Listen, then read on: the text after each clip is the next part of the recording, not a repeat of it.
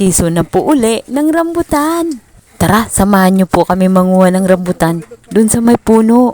Hindi po sa amin ang puno, bibili lang po kami ng rambutan. Hindi pa po nakapanguha ang may-ari, kaya sumama po kami manguha dun sa puno. At yan po ang nakuha namin.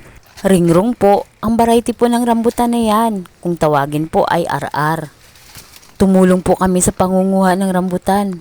At para makakuha na rin po ako ng video. O dito po kami umpisang dumaan. Sa ilalim ng mga masusukal na puno ay marami pong rambutan dyan sa looban. Yan po ang may-ari, yung midala po ng karet. Pinayagan niya po kaming sumama para makakuha na rin po ako ng video. Ayan, ang layo ng sinuutan namin. Pasensya na kayo, napaka-HD ng aking video ha. Nagkataon namang napakalakas din ng ulan. Nang basa na po kami pero sige lang, go lang. Para po sa video ng rambutan. Suki din po kasi kami ng may-ari ng rambutanan. Kilala po kami ng may-ari kasi dati po silang nagtitinda dito sa may talipapa at suki po niya kami. Ang tataas po ng puno ng rambutan dito.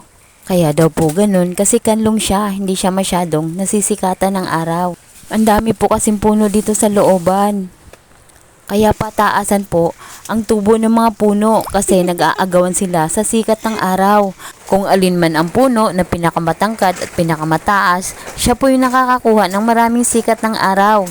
May isang rambutanan po kasi dito malapit sa amin na napaka-iiksi at napakabababa lang po ng mga puno. Kasi luwad po siya, ibig sabihin wala siyang mga katabi na ibang puno na kaagaw niya sa sikat ng araw. Kung kayo po ay sumasakay sa mga bus at napapadaan po kayo sa Santo Tomas, Tanawan at San Pablo, makikita nyo po sa mga bakuran ng mga bahay.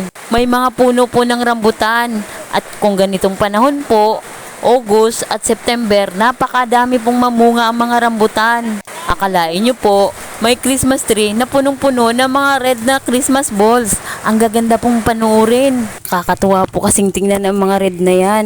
O ayan po, nag-NLP pa ako, diba? O para makita nyo na ako talaga yung kumukuha ng rambutan. Pinuputol na po nila yung mga sanga para daw po tutubo po uli at magkakabunga po uli. Ganyan po ang technique sa mga halaman para magkaroon po sila ng bunga next season. Ay ititrim po sila para po sila ay lumago.